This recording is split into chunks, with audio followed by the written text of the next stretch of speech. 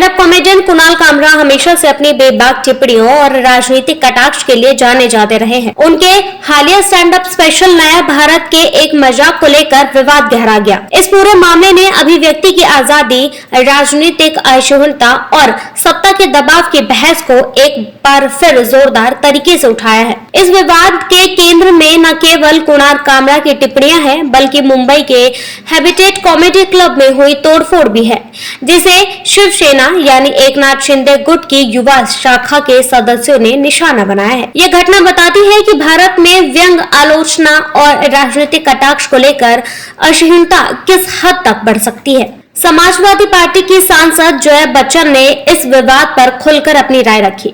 उन्होंने साफ साफ कहा कि देश में अब अभिव्यक्ति की स्वतंत्रता सीमित हो चुकी है और लोग केवल काम करने की आजादी पर टिके हुए हैं। सांसद के बाहर पत्रकारों से बातचीत में उन्होंने सवाल उठाया, अगर बोलने पर प्रतिबंध है तो आपका क्या होगा? आप वैसे भी बुरी स्थिति में हैं। आप पर पहले से ही कई तरह के प्रतिबंध लगाए जा चुके हैं। आपको केवल वही बोलने के लिए कहा जाएगा जो सत्ता चाहती है। उनके इस बयान से ये साफ हो गया कि उन्होंने सरकार और सत्ताधारी दलों पर निशाना साधा है। जया बच्चन ने ये भी कहा कि आज के समय में केवल वही लोग सुरक्षित है, लेकिन अगर कोई सवाल उठता है तो सरकार की आलोचना करता है या फिर सत्ता पक्ष के खिलाफ कुछ बोलता है तो उसे तुरंत निशाने पर लिया जाता है। शिवसेना के वरिष्ठ सांसद अरविंद सावंत ने कुणाल कामरा के समर्थन में बयान दिया है। उन्होंने कहा कि उनके द्वारा किए गए सभी कटाक्ष सटीक और तथ्यात्मक थे। जहां तक कुणाल कामरा की बात है, मुझे लगता है कि उनके द्वारा कहा गया हर शब्द और हर वाक्य सत्य है।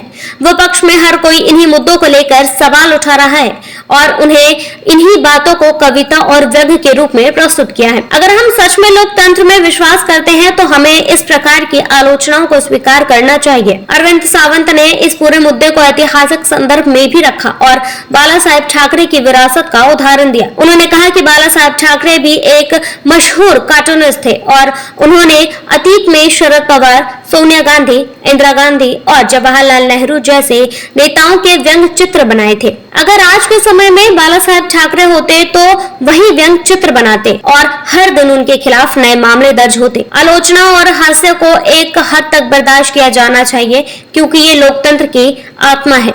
वहीं शिवसेना की सांसद प्रियंका चतुर्वेदी ने भी इस घटना की कड़ी निंदा की है और इसे देश में बढ़ती असहिष्णुता का एक उदाहरण बताया है। उन्होंने कहा है कि नागपुर से लेकर मुंबई तक अलग अलग जगहों पर इसी तरह की घटनाएं हो रही हैं, जिससे ये साफ होता है कि विरोध को दबाने के लिए हर तरह की कोशिश की जा रही है। अगर आपको कोई मजाक पसंद नहीं आया तो आप पुलिस में शिकायत दर्ज कर सकते हैं, लेकिन इस तरह की गुंडागर्दी करना, शो बंद करवाना, तोड़फोड़ करना, ये सब दर्शाता है कि कानून व्यवस्था को हाथ में लिया जा रहा है और लोग अराजकता फैला रहे हैं। प्रियंका चतुर्वेदी ने इस बात पर भी जोर दिया कि विवाद जिस मजाक को लेकर हुआ उसमें उप मुख्यमंत्री एकनाथ शिंदे का नाम तक नहीं लिया गया था। अगर कोई सिर्फ संकेतों में बात करता है तो उन्हें लोगों को वही संकेत समझ में आ जाते हैं, तो इसका मतलब है कि उस बात में सच्चाई है। मुंबई में खार इलाके में स्थित हैबिटेट कॉमेडी क्लब इस विवाद का मुख्य केंद्र बन गया तो शिवसेना यानी एकनाथ शिंदे गुट की युवा शाखा के कार्यकर्ताओं ने क्लब में घुसकर वहां तोड़फोड़ की। प्रत्यक्षदर्शियों के अनुसार उस समय क्लब में एक और लाइव शो चल रहा था, जिसे इन प्रदर्शनकारियों ने जबरदस्ती बंद करवा दिया और मंच तथा अन्य संपत्तियों को नुकसान पहुंचाया। इस घटना के बाद खार पुलिस में मामला दर्ज किया गया। पुलिस के अनुसार ये मामला कुणाल कामरा के स्टैंड अप स्पेशल नया भारत के रिलीज होने के तुरंत बाद हुआ। पुलिस ने इस मामले में कई अज्ञात लोगों के खिलाफ केस दर्ज किया है और आगे की जांच जारी है। इस विवाद ने अभिव्यक्ति की स्वतंत्रता और राजनीतिक असहिष्णुता की बहस को फिर से हवा दे दी है। भारत में स्टैंड अप कॉमेडी पिछले कुछ वर्षों में एक शक्तिशाली माध्यम के रूप में उभरी है, जिससे सरकार और राजनीतिक दलों की आलोचना खुलकर की जाती है। लेकिन इस तरह की घटनाएं ये दर्शाती है कि अब लोगों को खुलकर बोलने की आजादी नहीं दी जा रही है। इससे पहले भी कई कॉमेडियन सरकार की आलोचना के कारण मुश्किलों में फंस चुके हैं। मुन्नवर फारूकी को कई बार गिरफ्तार किया गया है, उनके शो रद्द करवाए गए। वीरदास को अपने टू इंडियाज स्पीच के कारण भारी आलोचना झेलनी पड़ी और अब कुणाल कामरा को भी इसी तरह की परेशानियों का सामना करना पड़ रहा है। ये सवाल अब गंभीर हो गया है कि क्या भारत में सचमुच अभिव्यक्ति की स्वतंत्रता बची है? अगर कोई सत्ता की आलोचना करता है तो उसके शो रद्द करवा दिए जाते हैं, उसके खिलाफ केस दर्ज हो जाता है और यहाँ तक कि भीड़ तंत्र द्वारा हमला भी किया जाता है। ये चिंता सिर्फ कॉमेडी की नहीं बल्कि पूरे लोकतंत्र की है। अगर कलाकारों, पत्रकारों, लेखकों और आम नागरिकों को अपनी राय रखने की स्वतंत्रता नहीं होगी तो लोकतंत्र का मूल स्वरूप ही खतरे में पड़ जाएगा। कुणाल कामरा के मामले ने ये साफ कर दिया है कि भारत में हास्य और व्यंग अब सुरक्षित नहीं है। अभिव्यक्ति की स्वतंत्रता को लेकर देश में दो धड़े बन गए हैं।